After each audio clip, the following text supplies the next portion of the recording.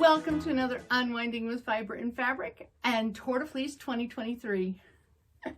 You might notice that I have some yellow that I'm spinning. I had intended to start the spinning on camera, but I'm currently on take 2 of my trial today. Had some technical difficulties, so let's just go ahead and get into recording this. My topic of the day, because I am on take 2, I have to know it is sheep.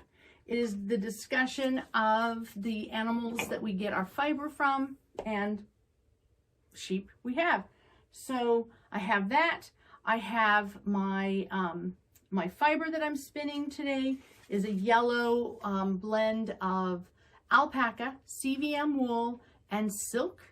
I hand dyed all the individual components and then blended them together in a Batt. What I've been doing is taking the Batt and stripping, that's the leftover from there. And I've been, instead of, I can, just to share, I can spin right from the Batt, as I'm doing here.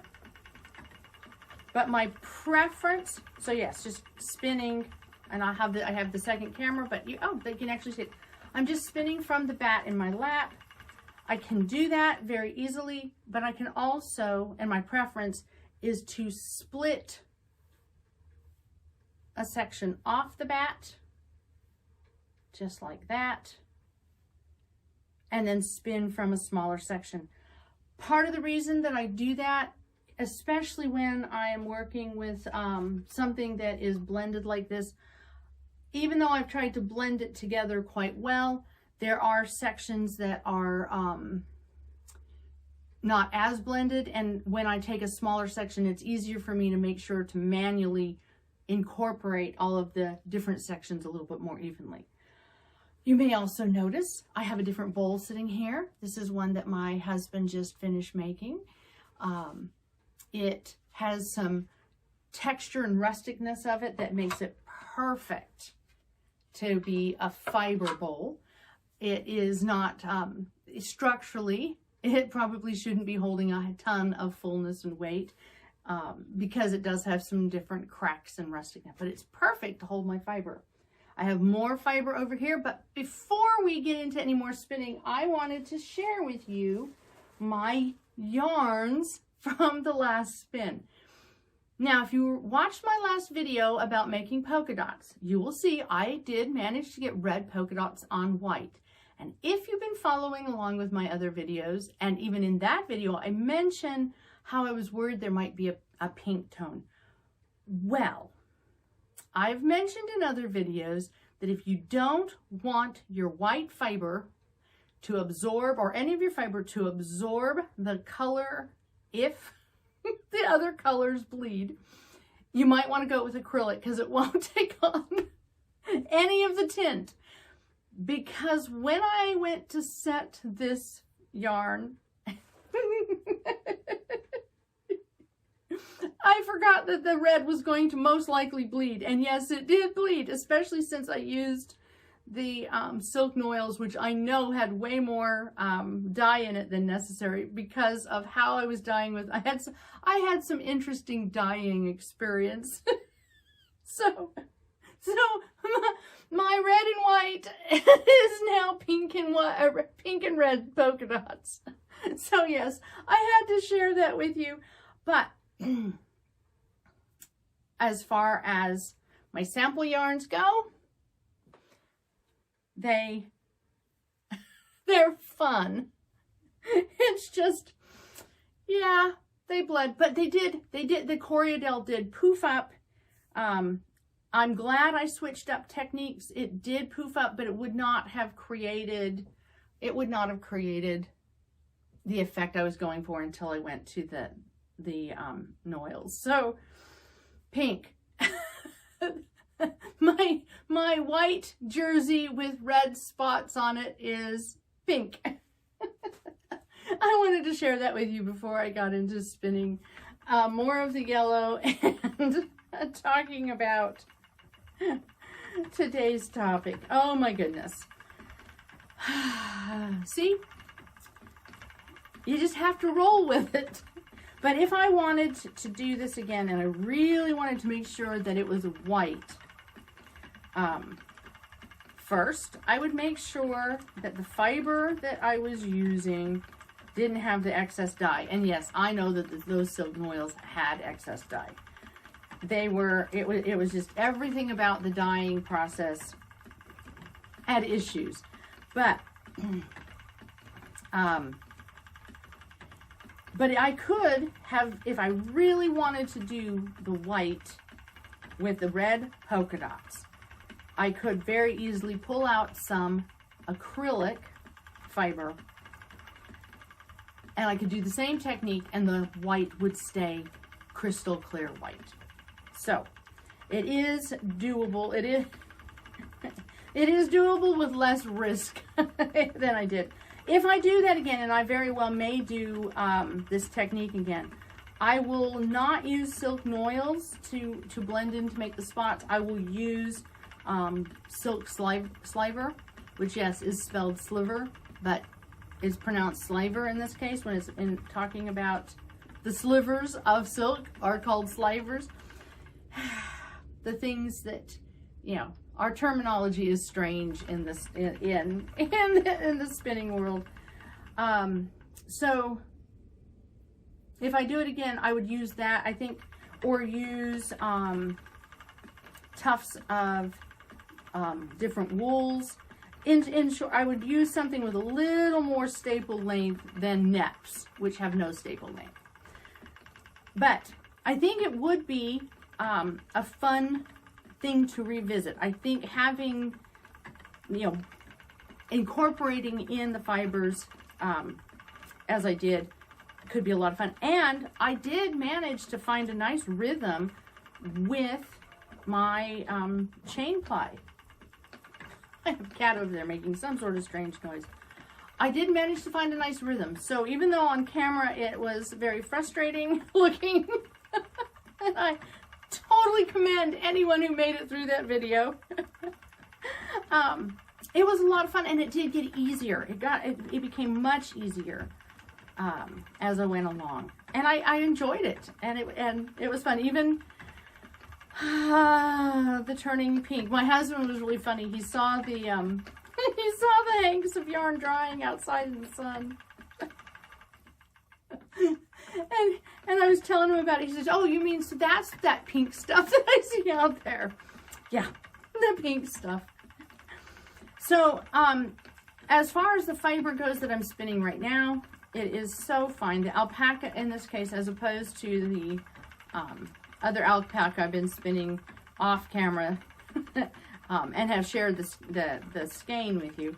This alpaca is very, very fine. It's very soft and smooth, and so is the CVM, and so is the silk. I want to spin it as much as possible long draw. I'm trying to spin it relatively thin. I'm probably going to do a traditional 3-ply with it, but again, whenever spinning on camera, the focus doesn't, my focus on the fiber tends to come secondary to also trying to talk. But I'm trying to spin it relatively thin, but in doing so, I'm also trying to keep some of the loftiness that comes with spinning a woolen prep fiber. So yeah, trying to do the long draw but also trying to do a finer spin. Yes, I have a little orange tabby that is saying hi to me. She's been so funny the last few days. She will come and sit under my chair when I'm spinning and attack my feet because they're moving. And there's nothing like all of a sudden, you know, feeling in the back of your heels, this little paw getting you. It takes a moment every single time for me to remind myself that it's a cat, that there's a cat under my chair, and that is what is attacking my feet. So today's topic is of the animals that we get our fiber from. It is the sheep. And what I want to mention about sheep is that sheep tend to be categorized primarily, there's a couple different categories that sheep get categorized in depending on the person doing the categorization. For us spinners, sheep get categorized into categories based upon their texture and length. They can be fine, they can be medium, they can be long or coarse, they can be short, they can be medium, and they can be long. So we can categorize the sheep by the texture and length of their wool as hand spinners. But sheep as a whole, as breeders would have, will be categorized based on their purpose.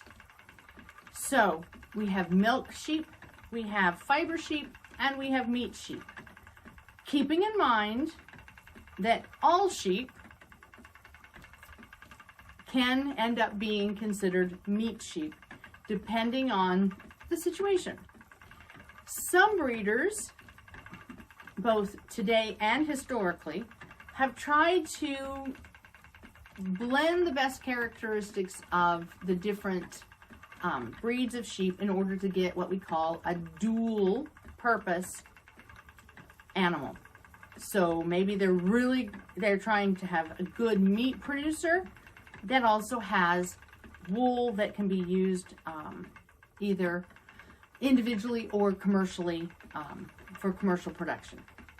So when we look at that categorization, there are a number of breeds out there that may be considered a dual purpose sheep.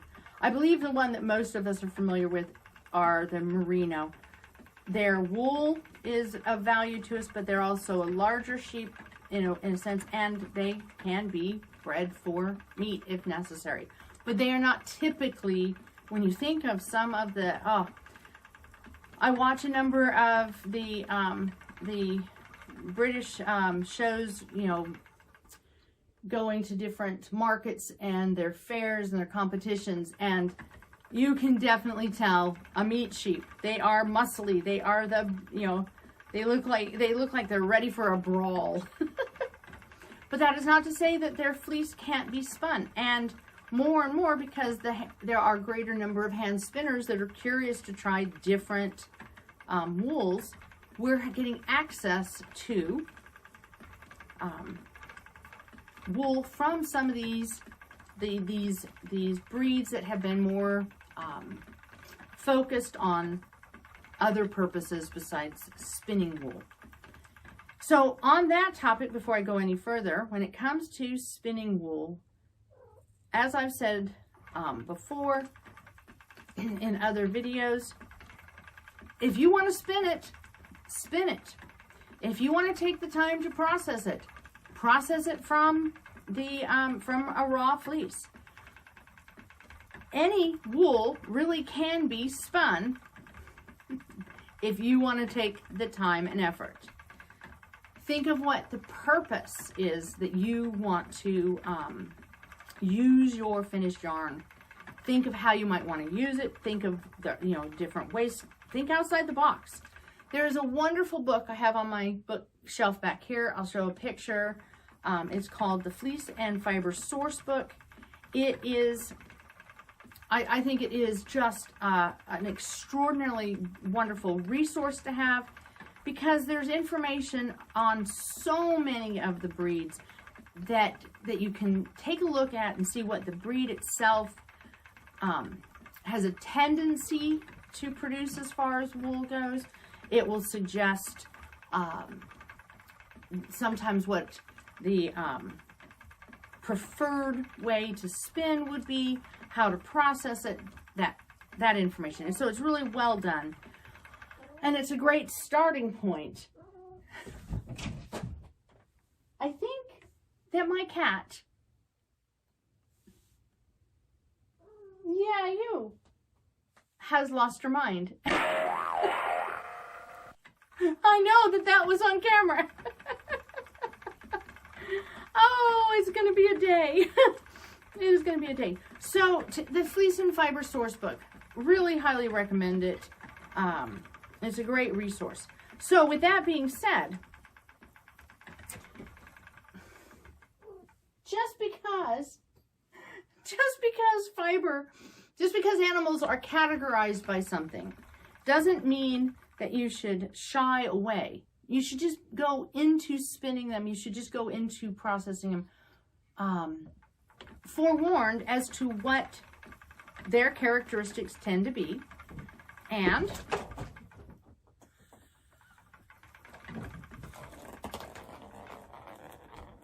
sorry. She has an Easter egg that they play with, and she just found it. I'm going to toss, see, Easter egg. Toss it in the other room, and maybe she'll stay over there. So go into spinning different fibers, forewarned a little. Take an opportunity to look at if that's something you want to do. So I'm going to just throw out there right from the beginning, though I know that it can be right from the beginning. I think we're halfway through this video. I think I know it can be a little intimidating to buy an entire fleece. Some breeders of spinning flocks, knowing that, will split a fleece in half in order to make it a little more cost effective. But what I'm going to mention is if you're trying to do a study and you want to take a look at a new fiber, but you don't necessarily want 8 ounces of it or 3 pounds of it or 8 pounds of it, consider finding some other spinner friends who are willing to split. Where? Yeah, you. Sorry. That are willing to, you can't see her, but she's now rubbing herself against my other camera, so I have no idea what this is going to be. So consider finding some other spinner friends who will split the fleece with you, split the fiber with you. The price tag, especially on a spinning flocks fleece, might give you a little bit of sticker shock. The thing that I want you to consider is how much yarn you're going to get. And if you do the math, you're going to find it's not necessarily any more expensive than buying commercial. You're just putting in the work. If you are looking at this as a way to save money, there will be some fleece out there that will not make you feel like you're saving any money. But there is something important to keep in mind when you think about the price tag on those fleece. A spinner's flock, a flock that is being raised specifically for the hand spinner, will often have less vegetable matter in it because the breeder, the producer, will most likely be putting a little jacket on their sheep to keep the vegetable matter at a minimum. They will also oftentimes heavily skirt, meaning remove undesirable sections of the fleece before they sell it to you. They will really try to go out of their way to try to make sure, a good conscientious producer will try to go out of their way to make that fleece the best quality for you to purchase and to get your fiber from. If you're buying it raw and it is a heavily lanolined fleece, you will lose a lot of the weight. So when you are looking at buying 3, 4, 6, 8 pounds of a fleece, and yes, some of them can be very generally that heavy. And if you don't have the ability to split the fleece into half a fleece, half the animal's fleece, keep in mind you will lose, I think the calculation, you lose at least 30% of the weight. So while you may be having, okay, this half fleece is 3 pounds when I purchase it, you may only end up with 2 pounds, 1.5 pounds after you wash out the lanolin, depending on how much lanolin there is in that fleece. When I purchase a fleece, I really would prefer to get at least 1 pound. Actually, most of the time, when it's all said and done, I want at least 2 pounds. I can do a lot with 2 pounds. My giant shawls and giant oversized sweaters are 2 pounds of fiber. They're 2 pound sweaters. So 2 pounds of fleece after being scoured, I may have to purchase 3 or 4 pounds to begin with to get that. So that's something to keep in mind. And you may feel like, oh my goodness, but it's pricey. It is. But I want you to think about the expensive, beautiful alpaca fibers and yarns that you can go to a yarn store and buy. You're getting a lot of spinning fiber. You're getting a lot of potential yardage, and it would cost a lot more. It would cost a lot more to purchase fiber of the equivalent in a yarn store. We do not want to undercut the producers who are producing the fiber for us. Just keep that in mind. But there are other ways of also being able to get the fiber. Some of the, there are more and more, some of the breeders out there are finding ways to send some of their fleece to smaller mills where they can have the, fiber processed for you so that you can now buy a cleaned, smaller quantity. So that you don't have to invest in 2 pounds, 4 pounds, 8 pounds. And that's another option. So check with your local suppliers of weaving and spinning material. See what they can get. So that's another way to try out some of these fleece. When we think about even the small mill produced Batts and rovings that we purchase, what you want to keep in mind is there will be vegetable matter. My lap is covered. The alpaca in this, even though a ton of the vegetable matter did come out as I was processing it, the alpaca is just shedding lots and lots of fine particles on me. And this is alpaca that I have cleaned, that I've washed ahead of time. I have carded it, but there's still vegetable matter that's coming out. So something to keep in mind, even if you're buying your processed wool from a small mill that is processing it for the spinner's market, keep in mind there can be vegetable matter, because unlike the commercial producers out there, most of the small mills do not use the very invasive chemical processes to remove vegetable matter. So that, if you have the question of, well, I don't understand, commercial yarn doesn't necessarily have vegetable matter in it. The large commercial producers using wool will use chemical process that basically dissolves the cellulose, the plant material, leaving the wool intact. So you won't have vegetable matter in your commercial, or not much. Okay, every once in a while, I will find, even in my commercially spun yarn, a little bit of a piece of grass. But for the most part, all of that will be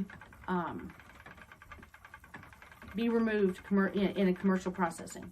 What you're getting, though, by having vegetable matter still be present, is the knowledge that the processing has been less chemically invasive. And I'm not getting in the discussion of, that chemicals are bad or any of that. That is, everybody has their own feel and choice. But the thing I know is that